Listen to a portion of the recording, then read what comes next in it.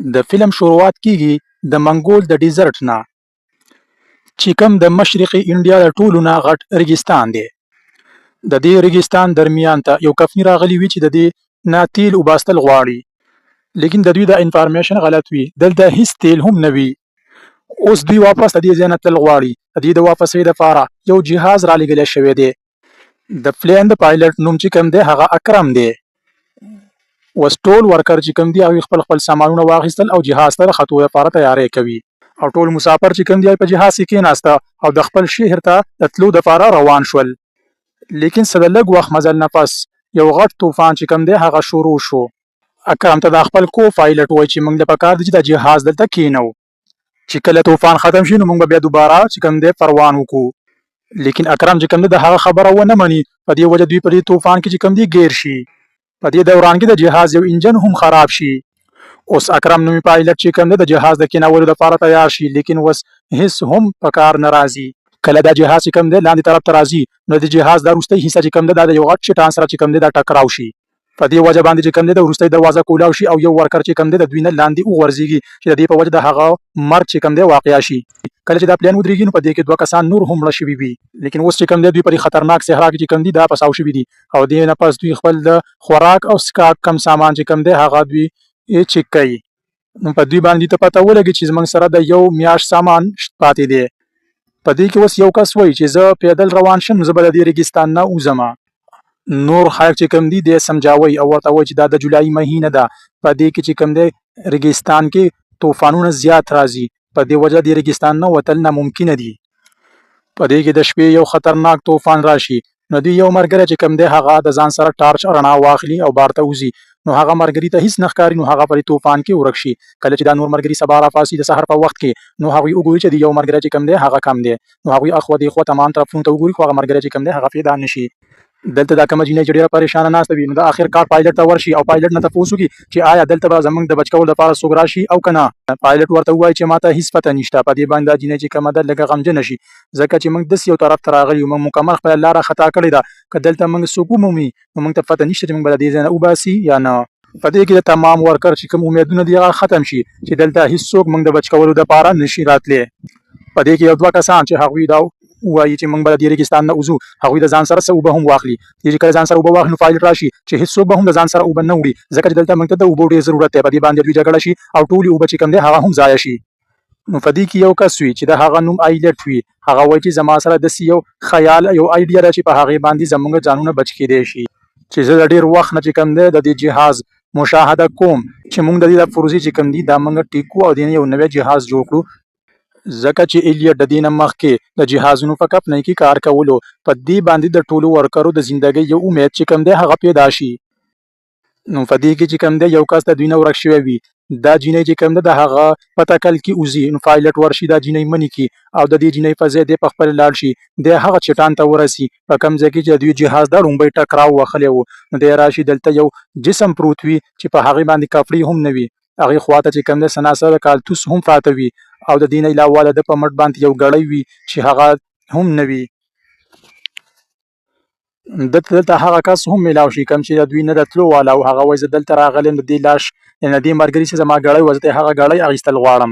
بیا دا دواړه هغه ځای ته راشي کوم ځای کې چې دوی نور ملګري هم وي، او دا دواړه چې بیا پایلټ هم د دوی سره د جهاز په تیارولو باندې تیار شي. بیا دوی چې کوم دي د پلین په تیارولو باندې شروع شي، لیکن دوی د ورځې کار نه کوي ځکه چې ډېره زیاته ګرمي وي. دوی د شپې چې کوم دی کار کوي. دلته د دوی پریشانی په دغه وخت کې ډېره زیاته شي. دوی چې کله ویلډینګ کوي نو څه سپرغۍ چې کومه دي هغه په هغه تیلو باندې ورشي کوم چې دوی جهاز د پاسولو دپاره او د اور د بلولو دپاره وي. په دې کې یو زورداره دماکه وشوي. په دې بلاست کې د هیڅ چاته هم نقصان ونه رسي، لیکن د دوی څه چې کوم تیل وو هغه ټول تیل چې کوم دي برباد شو.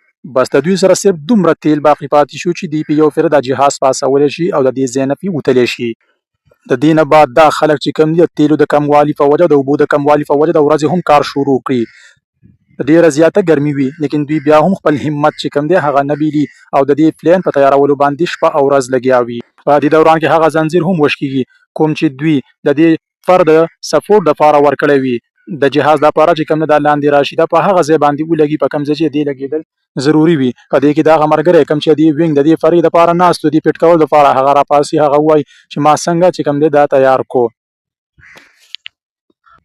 په دې دوران کې دغه پاره چې کوم ده دا صحیح شي، نو ټول چې کوم دي خوشحاله شي او امید پیدا شي چې آیا زموږ زندگی اوس بچ کېدی شي. دا ټول چې کوم دي جشن مناوي، خوراکونه کوي، ډانسونه کوي، او د دې سره چې کوم دي دوی هغه د ریګستان هغه شګه چې کوم ده هغه لرې کوي او یو رینوی چې کوم دی د جهاز د اړاوېدو دپاره جوړوي. دوی دا ټول کار کوي خو لیکن دومره اسانه هم نه وي. یوه ورځ ډېر زیات طوفان راشي او په دې وجه باندې دا کومه آسماني بجلۍ د وجې دا ټول چې کوم د پلین لرې لاړ شي، ځکه چې په دې کې پټرول وي. لیکن هغه پایلټ چې کوم دی هغه په خپل ځای ولاړ وي او دی نه ځي. کله چې دا بجلي په دې پایلټ باندې لګي نو د دوی ملګری راشي او دی چې کوم دی ډېر زر د دې دماغې نه بچ کړي. که دې پایلټ ته څه شوي وی نو بیا هېڅ چا هم دا پلین نشو تیارولی. اوس چې کوم دی د خلکو د خپل جهاز نوم فینکس کېښودو، لیکن اوس هم دوی ته په دې خپل جهاز کولو باندې ډېر زیات کار چې کوم دی دا باقي دی. دوی بیا هم په خپل جهاز باندې لګیا دي او په مزه مزه پې کار کوي. یوه شپه دوی ډېر لرې چې کوم دی څه خیمې ویني. اصل کې دغه خلک چې کوم دي دا سمګلران وي. دوی هتیار چې کوم دي دا سپلای کوي د دې ریګستان په علاقه باندې. په دې کې دا یو ملګری وایي چې موږ څه پکار چې موږ د دوی نه د اوبو مدد وغواړو، لیکن دا پرینک او څه ملګري د دوی دغه سمګلرانو طرف ته ورشي. دوی د یو غټ چټان شاته چې کوم دی پټ شي چې کله دوی د ملګرو سره غلط وي نو چې دوی پې د وروسته نه هم اټیک وکړي. کله چې دوی دا اوبه غواړي دا سمګلران د دوی دا یو ملګری چې کوم دی دا اولي پرینک او د هغه ملګری ډایرکټ چې کوم دی فایرینګ وکړي، څه سمګلران چې کوم دي دا مړه کړي. جیمز په دې مړه شوو سمګلرانو کې د یو په لاس باندې ګړۍ ویني. دا هغه ګړۍ وي کوم چې د ملګري په لاس کړي وي.